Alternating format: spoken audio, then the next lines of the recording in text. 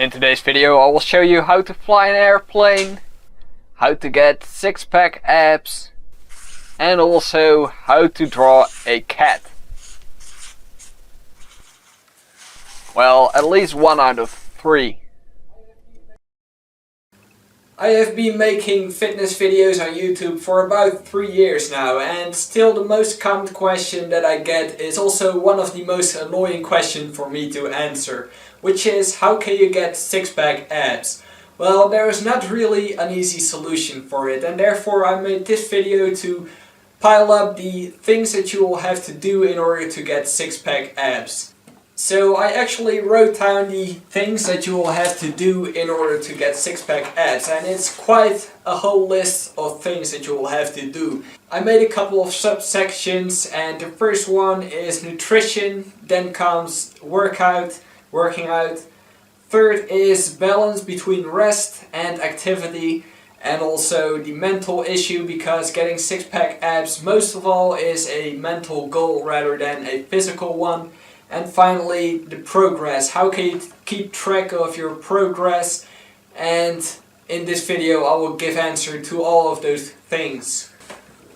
Let's talk about the most important thing on the list first, which is nutrition. Six-pack abs are made in the kitchen and not in the gym. So you can do 100 crunches, 1,000 crunches, 1,000,000 crunches a day. You won't get six-pack abs unless your nutrition is right. So this means that you will have to eat the right amount of calories. You will most likely need to consume less calories than you would have to eat in order to maintain weight, because if you eat less calories than you actually need, or if you burn more calories than you eat, then your body starts to turn body fat into energy, and this is how you lose the body fat covering your abdominals, and therefore you can get six-pack abs. For more information about nutrition, please visit my website. I will put the link in the description, and then you can take your time to read through all the information that I have put up my website. As for now, it's enough to tell you that most guidelines that big health organizations give are good enough to get six-pack abs. Plenty of carbohydrates and fats are important, but not the excessive amount of protein is needed that is these days promoted by so many people. Eat more fiber and drink more food. I meant to say water, and also eat smaller meals and more whole grain starchy products, and also fruits and vegetables. Number 2 on the list is working out. So I thought of 3 different kind of workouts that are important to get six-pack abs. The first one is strength, then comes endurance, and then comes abdominal exercises. First of all, in my opinion, strength is most important, then comes endurance, and finally, which is not that important, comes the abdominal workout. And in my opinion, it's also best to choose 2 of these workouts, so either endurance and abs, or strength and abs, or strength and endurance, in order to get six-pack abs. So let's get started with the strength part. And the most important exercises are the exercises that will work out the bigger muscle groups, and also that will work out more muscle groups at once. So these are called compound exercises, and an example of compound exercises compound exercise is a squat, which will use a lot more muscles than just some of your leg muscles. And another example is the push-up or the bench press. These all will build up your chest, your shoulders, your triceps, your upper back even, and also your legs and core. So these are multifunctional exercises. Will take not a lot of time because you will work out more muscle groups at once, and they will simply add more muscle mass to your body. Muscles, in contrary to fat, so body fat, has got metabolic activity, and this basically means for you that it will help you to burn some more energy, and when your body has not enough energy, it will start to use body fat to burn, and then you will get energy, and also your body fat will disappear.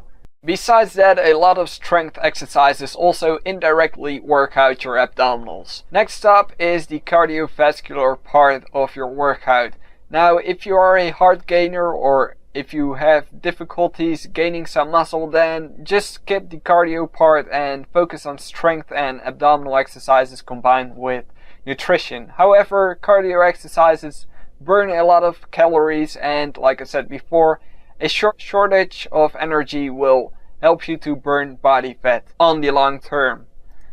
And then abdominal exercises. A lot of my videos that are including abdominal exercises have quite a lot of views, and this is because a lot of people think that you will get six-pack abs by doing a couple of crunches or leg raises. It isn't. So if you don't have a lot of time, skip the abdominal exercises or only do 1 or 2 very intense exercises, and the basic crunch or just hanging knee raises or a seated twist are great exercises for your abs, but these exercises do not burn calories, a lot of calories or body fat. 2 tips that I did not mention before are perform the exercises that you like to do. So if you hate to do cardiovascular exercises, or if you dislike crunches or sit-ups, then just don't do them and find something that you do like to do. And second, take a break every once in a while, because a lot of people are getting overtrained and then their results will go down as well. Part 3, or the third thing on my list, is the balance between rest and activity. A lot of people are either lazy all day or they are way too active throughout the day, but the balance usually is not that good. So what you will have to do is sleep a certain amount of hours, and this means for most people 7 to 8 hours in order to stay healthy, and this will also help you to give your body enough rest in order to build muscle mass, which is damaged during the workouts, and also to help you burn some fat, because most fat is burned in your sleep.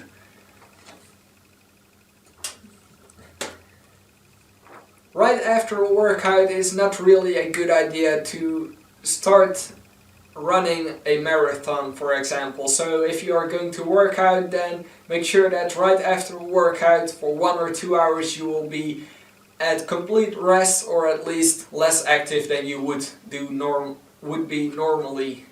So it is important that you adjust your sleeping pattern and stick to it as much as you can. Take rest right after a workout, and also be more active throughout the day, so you can just do one single workout and then sit on your ass for the rest of the day. But it's better to stay more active throughout the day, so you will have to work out less, so do less cardio or do less sports, and you will still burn more energy, so more calories throughout the day. And also take a week of rest every 3 to 6 weeks, and also if you feel very tired and think you're overtrained, take 2 weeks of rest. But more about that in the article on my website. Like I said in the beginning of this video, the biggest problem for most people is the mental aspect of getting six-pack abs, and it is mainly a mental goal, because you will have to be consistent, and with consistency in this case I mean that if you are starting a workout, that you should give it a chance and don't stop with it after trying it out for 1 week and then going to the next routine, because this will not help you to get those six-pack abs, because you don't give it a chance to actually give you any good results. Then very important as well is discipline. And with that I don't only mean that you have to stick to your nutrition plan and your workout schedule, but also that you will have to find a certain sleeping pattern. So don't go to bed today at 11 o'clock and tomorrow at 9 o'clock, because this will mess up your system. Try to find a certain consistency that suits your personal life, and try to stick to it, and that will ask for quite some discipline. The amount of patience that you will need to have depends on your personal situation. If you weigh 200 pounds when you're only 5 feet, then you obviously need to have more patience in order to see good results, because you will have to burn more fat in order to get those six-pack abs. But if you're a skinny guy, then it's probably quite easy, or at least easier, to get six-pack abs, because the amount of time that you will have to wait and the amount of workouts that you will have to do will be less. Show consistency, discipline and patience, and don't get obsessed with working out, because I know how that goes. I have been there and I've done it. So just make sure that you only think about working out when you're actually going to work out. And most important of all, do not give up, but be realistic, because a lot of people will not be able to get six-pack abs, or it just is not realistic. So for someone who's very overweight, it is probably very difficult, if not impossible, to get six-pack abs, especially on the short term. But then, of course, you can just try to lose weight to get healthier, which is also an amazing goal. The reason why a lot of people will not be able to get six-pack abs, and why you don't see everybody with six-pack abs when you're walking on the beach, is because most people will give up, or they think that they will not make it, which they can if they won't give up and if they would think that they actually could. So make sure that you have a positive attitude and also that you stay realistic. Don't compare yourself to others, because some have way better genetics, for example, or some will have a lot more time to spend to their workouts, some have more money to buy expensive nutritional food, and also because some people have actually been in training for a lot longer than you have. So just don't compare yourself to others. Some people think that you need to carry a daily log of your workouts and your nutrition, so they write down everything they did that day, how much weight they lifted and what they ate. But this will also make you more obsessed with what you're doing. It will take you a lot of time and effort to keep track of everything you do and eat each day. So simply save yourself the time and effort and don't do it, but only keep track of important things like when you got injured, for example, so you can see how long it will take you to recover, and also keep track of the progress that you made, and with that I mean weekly measuring of your weight. So the final point, how to keep track of your progress, is quite interesting for me personally. A lot of people think that you will have to weigh yourself each day and that you will have to measure your body fat each day in order to see if you make any progress. First of all, you won't lose 1 kilo of body fat in just one day, and if you lose 1 kilo of weight in one day, then that's because your body simply fluctuates in the amount of weight it will carry. So one day in the morning you will weigh 65 kilo and the next day you will weigh 67 kilo. So it can really fluctuate, and therefore it's important that you also be consistent with measuring yourself and your progress. When you're trying to get six-pack abs and also want to gain some weight, or actually gain some muscle, then you should not rely on your scale. So then you can look in the mirror to see if you see any results. You can also take some pictures, and one thing that is very important is that you measure your waist, and this is to see if you will lose weight from your belly, so if you lose some fat from that area. The way you do this is by using simply a measuring tape.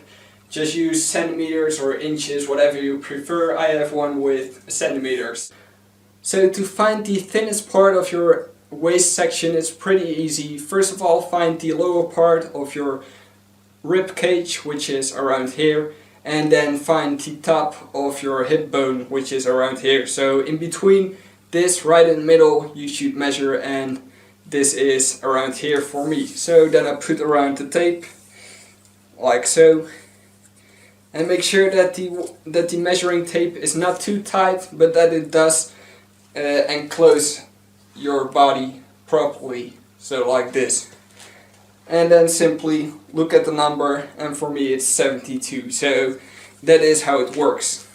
Measure your progress on the same day and same time every week, or every 2 weeks, because sometimes in a week of time you won't see a lot of progress. The reason for this is, of course, like I said before, because of the fluctuation in your weight and also the amount of water that you carry in your body, and there are a lot of these things that can influence your weight or your progress in different ways. ways. So measurements should also be done in the same environmental circumstances, and with that I mean in the same area, same clothing, and also done by the same person. If you are, for example, getting your body fat measured, then make sure that it's the same person, because some people will measure it differently.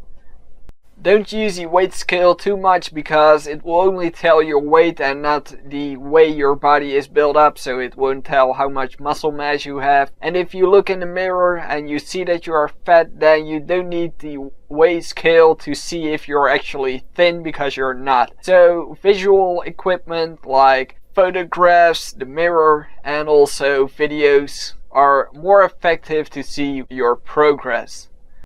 Of course, it's not possible for me to explain everything about this subject in just one video. Therefore, I have made a playlist of videos of me that will talk about ways to get six-pack abs. So, for example, I have a couple of cardio workouts, some abdominal workouts and exercises that I recommend you to do, and also some strength workouts and nutrition videos that will help you to get a better understanding of how you can achieve the big goal that most people have, which is getting six-pack abs.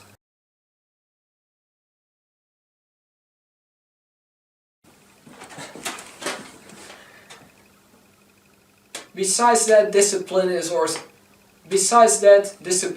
also very important. And with discipline, I don't only mean that you should stick to your diet or your nutrition plan, but and also of course very important is patience, and the amount of patience that you will need to have, and then patience.